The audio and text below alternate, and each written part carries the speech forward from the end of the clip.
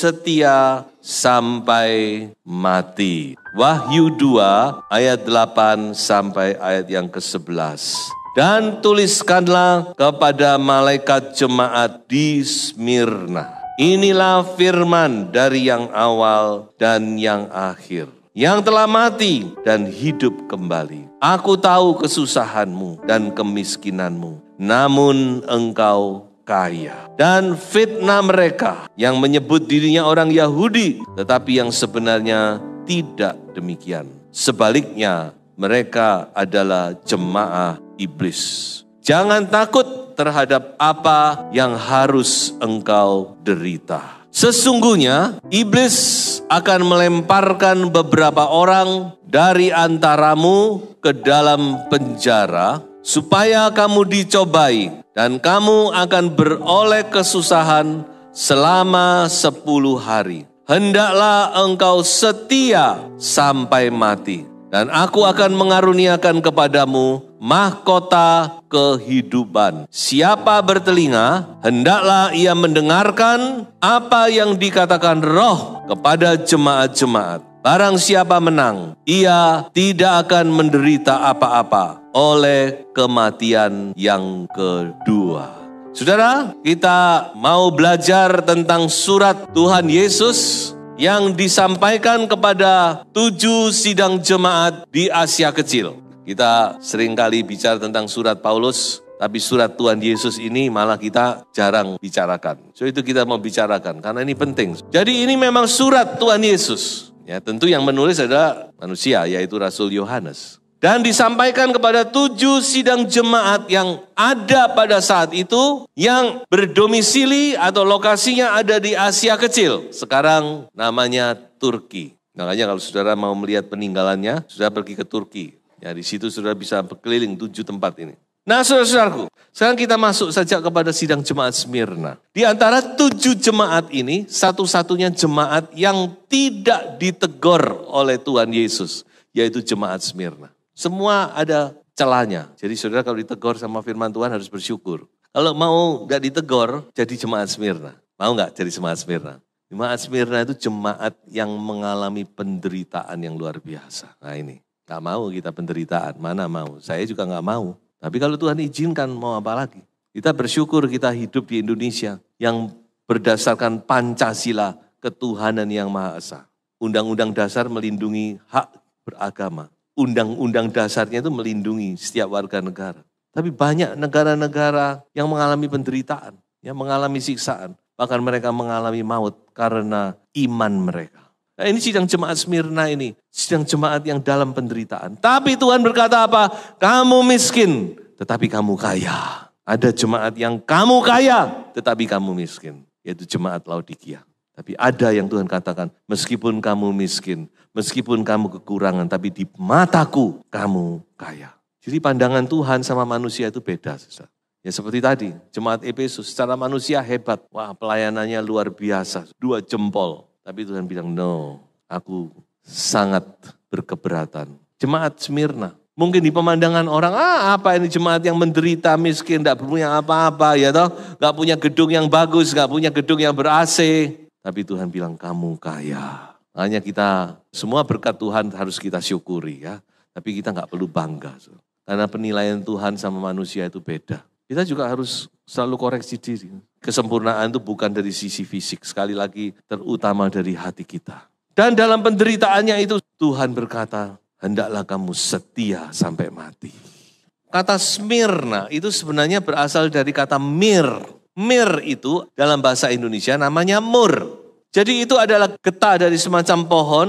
Dan getah itu ketika dia dibiarkan mengeras. Nah inilah yang dipanen, getah. Dan getah ini namanya mir atau mur. Rasanya pahit. Kalau dicokot, dimakan itu pahit. Tapi ketika dia diproses, dihancurkan, dibakar, menghasilkan bau yang harum. Ukupan di bait Allah itu salah satunya bahannya adalah mur. Harum bau. Dia juga dijadikan bahan-bahan membuat parfum ya. Dan ketika dia dicampur dengan anggur, dia menjadi obat. Saudara. Obat yang bisa menahan sakit. Makanya ketika Tuhan Yesus mau disalib, sebelum paku itu dipukulkan ke tangannya, orang ngasih dia minuman anggur bercampur mur. Coba saudara cek di dalam Alkitab, di kitab Markus. Anggur bercampur dengan mur. Kenapa itu? Itu adalah analgesik, painkiller. Untuk mengurangi rasa sakit seseorang. Dia dikasih anggur bercampur mur. Tapi kamu sudah lihat Tuhan Yesus menolak. Ini yang luar biasa. Kenapa? Dia ingin merasakan rasa sakit itu sampai tuntas. Dia enggak mau. Bisa saja dia mau. Mungkin rasa sakitnya berkurang 50% kan lumayan. Tapi dikatakan Tuhan Yesus menolak minuman itu. Jadi mur ini adalah satu gambaran dari penderitaan. Dan ingat, salah satu hadiah yang disampaikan oleh orang Majus adalah mur. Emas, kemenyan, dan mur. Jadi mur ini termasuk barang mewah, mahal. Dan itu disampaikan oleh orang Majus. Dan diterima oleh Tuhan. Jadi sudah rupanya salah satu persembahan yang berkenan kepada Tuhan adalah penderitaan orang-orang kudus. Tentu penderitaan yang diizinkan. 1 Petrus bilang bukan penderitaan yang kita buat-buat sendiri, yang lu buat. Tapi penderitaan yang memang Tuhan izinkan. Dan Petrus berkata itu kasih karunia Tuhan. Dan itu adalah persembahan yang berkenan kepada Tuhan. Makanya dalam jemaat Smyrna ini kita melihat contoh penderitaan. Dan sebenarnya jemaat Smyrna ini juga satu nubuatan. Semua firman Tuhan itu firman nubuatan. Ada yang sudah digenapi, ada yang masih akan digenapi. Ingat, firman Tuhan itu firman nubuatan. Ada yang sudah digenapi, tapi ada yang belum dan akan digenapi. Jadi Smyrna, penderitaan yang dialami oleh Smyrna, itu juga menggambarkan penderitaan gereja di masa antikristus. Tuhan izinkan, Allah izinkan si tanduk kecil itu untuk berperang melawan orang-orang kudus dan mengalahkan orang-orang kudus. Bukan cuma perang, tapi memang dikasih kesempatan untuk mengalahkan. Mengalahkan dalam arti fisiknya. Orang-orang yang mempertahankan imannya, dia akan mati di tangan antikristus. Tapi sekali lagi pesan Tuhan apa? Setia sampai mati. Itu yang dibutuhkan. Coba kita baca Amsal 20 ayat 6 ini. Banyak orang menyebut diri baik hati, tetapi orang yang setia, siapakah menemukannya? Jadi ini yang dicari oleh Tuhan bagi gerejanya, yaitu setia, tetap setia. Setia sampai kapan? Sampai mati. Karena kesetiaan itu diukur sampai akhir, sampai garis finish. Nah, coba kita lihat sedikit apa arti kesetiaan. Yang pertama, setia itu artinya konsisten. Tidak berubah-ubah, tetap itu konsisten, itu setia. Jadi kalau orang itu berubah-ubah, mut-mutan, wah itu bahaya. Ada waktu setia, ada seterusnya, sama sekali gak muncul gitu. Setia, gak datang gereja. Setia, berdoa, dingin. Wah itu coba diubah ya, kalau ada yang begitu diubah, itu gak konsisten. Saya rasa kita gak mau punya orang kayak gitu, betul? Saudara yang punya pegawai, senang gak punya pegawai yang gitu? Wow, kadang-kadang giat. Tiba-tiba gak masuk. Gak masuk karena apa? Alasannya macam-macam. Gitu? Gak bisa. Kita harus konsisten. Kita bersyukur karena Tuhan kita Tuhan yang konsisten. Amin. Katakan Yesus Kristus tidak berubah. Dahulu, sekarang, dan sampai selama-lamanya. Tidak pernah berubah. Konsisten. Yakobus berkata bayangannya aja gak berubah. Gak ada bayangan yang berubah. Bayangan itu yang paling gampang berubah. Saya kesini ya berubah. Itu saya gerak berubah. Tidak ada perubahan bayangan sampai dikatakan gitu. Jadi inilah arti setia. Kedua, arti setia adalah menepati atau memegang janji. Coba kita baca ayat ini. Ia ingat untuk selama-lamanya akan perjanjiannya. Firman yang diperintahkannya kepada 1000 angkatan. 1000 angkatan itu berapa tahun ya? Kalau satu generasi, satu angkatan, ya ada yang ngomong 25 tahun, ada yang ngomong 40 tahun. Katakanlah 25 tahun, kita ambil yang pendek saja. Kalau 1000 berarti berapa tahun? 25.000. 25.000 itu kapan sampai kapan? Dari zaman Adam sampai kita ini 6.000 tahun cuman. Jadi kita ini dari zamannya Bapak Adam dan Hawa, kita kan semua keturunan Adam dan Hawa. Sampai manusia sekarang ini gak ada 1000 angkatan. Makanya Tuhan tuh ingat, sebenarnya ini kan sebuah kiasan. Artinya Tuhan tuh ingat terus. Apa yang dia janjikan dia selalu ingat, amin. Apa yang dia pernah janjikan di perjanjian lama, dia gak lupa saudara. Janji-janjinya itu dia gak lupa apa yang pernah dikatakan oleh Tuhan. Tuhan gak pernah lupa, kalau kita sangat lupa. Tapi Tuhan tidak pernah lupa. Makanya kalau sudah berdoa pegang janji Tuhan. Tuhan katakan gak apa-apa. Tuhan yang berjanji di dalam ayat ini. Dalam Mazmur 23 ayat 1. Tuhan engkau berjanji, engkau adalah gembalaku, takkan kekurangan aku. Katakan dalam doa, pegang janji Tuhan itu. Kita kan seringnya tidak percaya, oh itu cuma ayat. Kita nggak menganggap itu janji. Katakan kita anggap itu janji Tuhan, kita nggak menganggap itu bagi kita. Padahal Tuhan tuh ngomong itu serius. Saudara. Coba ya, praktekkan. Saudara yang kekurangan, pegang janji Tuhan. Kalau mau berdoa, buka 23 ayat 1. Pegang itu, Tuhan. Pegang dengan tangan saudara. Ini janjimu Tuhan. Engkau adalah gembalaku. I shall not want. I lack nothing. Aku tidak akan kekurangan. Pegang janji. Aku tidak akan kekurangan. Tuhan, aku sekarang butuh ini. Mari Tuhan tolong aku. Kita bersyukur punya Allah yang setia. Amin. Haleluya. Luar biasa. Karena Tuhan kita itu setia. Alami itu saudara. Tuhan itu gak pernah ngomong asal ngomong. Kalau kita ngomong kadang-kadang asbun. Habis ngomong kita juga lupa apa yang kita omongkan kan. Tapi Tuhan kalau dia berfirman, firman-Nya itu ya dan amin. Firman-Nya itu tetap teguh. Bahkan ada ayat berkata firman-Mu tetap teguh di sorga sampai selama-lamanya. So itu saudara pegang janji Tuhan ya. Kita bersyukur buat kesetiaan Tuhan. Haleluya. Inilah kesetiaan itu. Nah mari sekarang kita akhiri dengan beberapa contoh orang-orang yang setia ya. Yang pertama adalah Daniel. Mengapa Daniel itu setia? Kisah ini memberitahu kepada kita. Ketika Daniel diancam, tidak boleh menyembah kepada Tuhan lain. Hanya boleh menyembah kepada raja saat itu.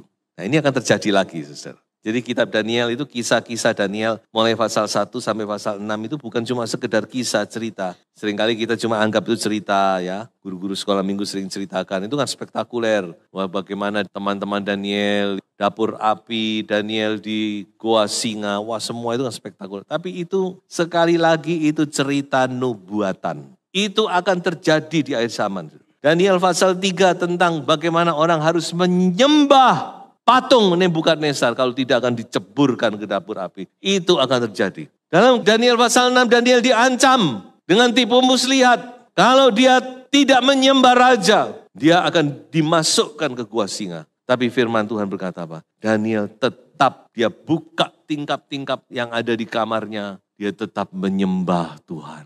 Allah Israel, Yehovah. Dia sembah Tuhan. Dikatakan 3 kali sehari ia berlutut, berdoa, serta memuji Allahnya, menyembah dia seperti yang biasa dilakukannya. Seperti yang biasa dilakukan. Ini orang yang setia. Makanya Daniel itu 70 tahun dia bertahan menjadi orang penting di pemerintahan. Jadi 70 tahun pembuangan bangsa Israel itu diisi dengan kitab Daniel sebenarnya. 70 tahun. Dia tetap eksis walaupun kerajaan berganti dari superpower dari Babel bergeser kepada Media Parsi. Tapi dia tetap dipakai menjadi orang yang penting di istana. Itu Daniel. Jadi kesetiaan itu selalu ada upahnya. Amin. Jangan berpikir Tuhan tuh, oh saya setia. Sudah tidak tahu. Tuhan tuh melihat. Kalau kita setia, Tuhan tuh memperhitungkan. Tuhan tuh memperhitungkan. Coba baca Daniel pasal 5. Raja Belsyazar, lihat tangan. Mene tekel ufarsin. Lalu Daniel artikan, kamu ditimbang oleh Tuhan. Dan kamu terlalu ringan. Gak punya bobot sama sekali. Gak punya bobot. Ditimbang jeglek. Gak ada bobotnya. Jangan sampai kita menjadi orang percaya gak punya bobot. Kita harus ditimbang. Waduh bobotnya kita benar-benar luar biasa. Jadi kesetiaan itu gak pernah sia-sia ya. Tuhan itu selalu memperhitungkan. Tuhan gak pernah berhutang ya. Yang kedua adalah Musa. Jelas, Ibrani sendiri berkata, dan Musa memang setia dalam segenap rumah Allah sebagai pelayan untuk memberi kesaksian tentang apa yang akan diberitakan kemudian. Musa setia sebagai pelayan Tuhan. Luar biasa ini. Ayo hamba-hamba Tuhan, kita setia ya.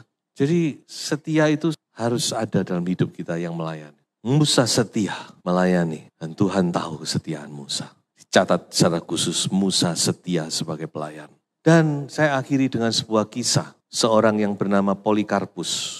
Dia ini gembala Smyrna. Muridnya Yohanes, Rasul Yohanes. Dia diberi tanggung jawab untuk mengembalakan di Smyrna. Ya, hidup pada tahun 69 sampai 156.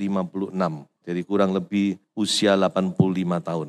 Pada saat itu Smyrna sedang dikuasai oleh Roma. Sudah tahu tentu Roma itu berkuasa. Sampai kurang lebih tahun 300 sekian baru runtuh Roma. Dan salah satu kebijakan waktu itu yaitu menyembah kaisar. Nah kembali toh, selalu gitu. Nanti antikris juga akan gitu. Kita nggak boleh menyembah yang lain, cuma boleh menyembah antikris. Semua secara terulang. Jadi waktu itu orang harus menyembah kaisar. Dan Polikarpus ditantang untuk menyembah kaisar. Dia katakan, kalau kamu tidak mau menyembah, kamu akan kubakar hidup-hidup. Ayo Pak, Bapak sudah tua, sembah saja supaya Bapak bisa mati dengan damai sejahtera. Ngapain Bapak harus mati dengan menderita? Dan Polikarpus berkata apa? Saya kutip langsung. Dia bilang begini, selama 86 tahun aku mengabdi kepada Kristus dan ia tidak pernah menyakitiku. Ia tidak pernah mengecewakanku. Bagaimana aku dapat menghujat Rajaku dan Juru Selamatku? 86 tahun aku mengabdi. Tuhan tidak pernah mengecewakan aku. Mana mungkin aku sekarang mau menghujat Rajaku dan Juru Selamatku? Dan yang terjadi, dia dibakar. Dibakar itu nggak tahu kenapa, apinya itu nggak bisa nyala-nyala. Akhirnya dia ditikam dan dia mati. Saudara bisa baca itu. Itu sejarah ada di dalam Google, saudara bisa baca semua. Jadi apa yang dinubuatkan oleh Tuhan Yesus, ada beberapa orang dari engkau akan mengalami penderitaan, tapi setialah sampai mati. Ayo saudara, kita mau tetap setia, amin. Setia sampai apa? Ukuran kesetiaan itu adalah sampai mati. Ukuran kesetiaan itu sampai kita menghembuskan nafas yang terakhir. Bukan sampai 20, 30, 40 tahun. Tapi seberapa panjang Tuhan berikan umur kita. Kita mau tetap setia. Karena ada mahkota kehidupan. Tuhan Yesus memberkati. Haleluya. Kalungkan kasih, jemaat Efesus. Setia, jemaat Smyrna menjadi kalung Anda. Haleluya.